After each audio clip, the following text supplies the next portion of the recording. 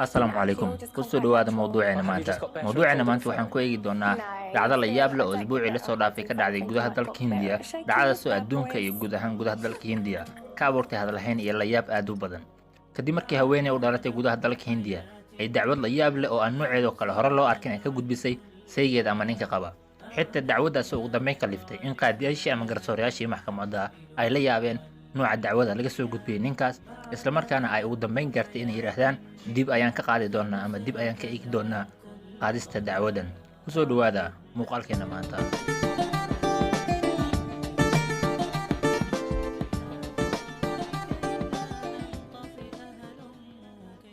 aan ku bilownay dhacdadan oo ka dhacday gudaha magaalada Mumbai ee dalka Hindiya isbuucii aan ka soo gudubnay ayaa runtii waxa ay warbaahinta caalamka inta badan ka qoreen maqaalo kala duwan sidoo kale waxay la yaab ku noqotay dadka inta badan ku nool gudaha dalka Hindiya iyo wadamo kale oo adduunka ah dhacdadan ayaa timid kadib markii haweeney ku nool gudaha magaalada Mumbai ee dalkaasi Hindiya ay tagtay maxkamad isla markaana ay dacwad ka gudbisay dhowr qodob u codsatay ninkeeda ama saygeeda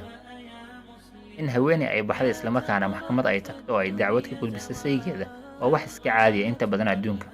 hase yeeshee maxay tahay wax la yaab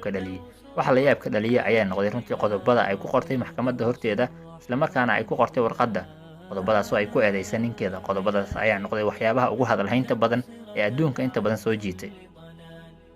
qodob koowaad ayaa u qornaa runtii in haweeneydani ay tilmaantay ninkeeda inuu yahay nin daciif ah isla markaana uu yahay wax dhintay sida ay tilmaantay iyadoo meesha ku xuustay in mararka qaar ay ku qayliso gacan u qaado macayso xitaa mararka qaar ay gaartay heer ay jijibisay taleefanadiisa isla markaana sida ay warbixintu ku xustay weligiis wax gacana uma uusan qaadin wax jawaabana ma uusan ka bixin arrimahaas oo dhan taasoo ay ku tilmaantay inay tahay daciifnimo isla markaana aan looga baahnayn inuu sameeyo qofka ragga ah qodobka labaad ayay ku tilmaantay in xitaa mararka qaar ay dhacday inay ku caarootay isaga isla markaana ay aad uga xanaaqday ayna ku dhufatay waxyaabo badan ama shay ay gacanta ku haysay taasoo xitaa mararka qaar sababtay in isbitaal uu aaday lana soo daaweeyay dhaawac ka gaaray qaybta wejiga ah markii ay ku dhufatay waxay gacanta ku haysay kadib sidoo kalena ay tilmaantay xitaa in mararka qaar ay gacan u qaaday hooyadiis oo ku nool guriga qayb ka mid ah ilaa iyo tiro gaaraysa 2 jeer taasoo sidoo kale ay tilmaantay in weligiis uusan ka hadin gacanna uusan u qaadin iyada mararka qaar ayay tilmaantay inay iska baxdo magaaladana ay aado iyadoo mararka qaar booqato goobaha lagu tunto si ay isaga ugu xumayso hase yeeshee mar alaala marka ay guriga soo gaarto uusan wax jawaab celin arrintaasi uusan ka bixin kana aamusay iyada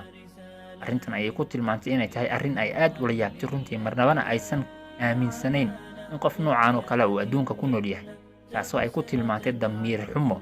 iyo dhaqan xumo uu qofkani si gaar u leeyahay isla markaana waxay ku soo gunaanaday oo ay ku soo gabagabaysay oo ay ka codsatay maxkamadda iyadoo warqadda ku qortay in maxkamadda ay ka dalbanayso in ninkan ay uga qaadaan warqaddii furitaanka si aysan ula noolaan qofkan daciifka ah ee dhintay noloshiisana aysan wax geeriya dhaamin runtii arrintan ayaa la yaab ku noqotay markii ay gaartay warbaahinta ku nool gudaha dalka Hindiya iyo shacabka dalkaasi ayaa aad uga falceliyay iyagoo ku tilmaamay arrintani arrin la yaab leh garsoorayaashii maxkamadda ayaa isku raacay in kiiskani uu yahay kiis aysan weligood qaban intii ay jireen aysan maqlin kiis noocan oo kale ah isla markaana ay dib u dhigayaan warbixintana dib dambe ay ka soo sheegi doonaan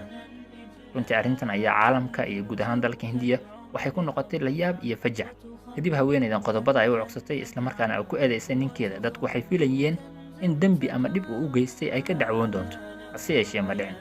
maanta mawduuceena inta ayaan kusoo gabagabeynaynaa intii aan ka gaarayna mawduuca xiga waa Mucaawiyo idin leh fadlan haddii aad tahay ruux ku cusub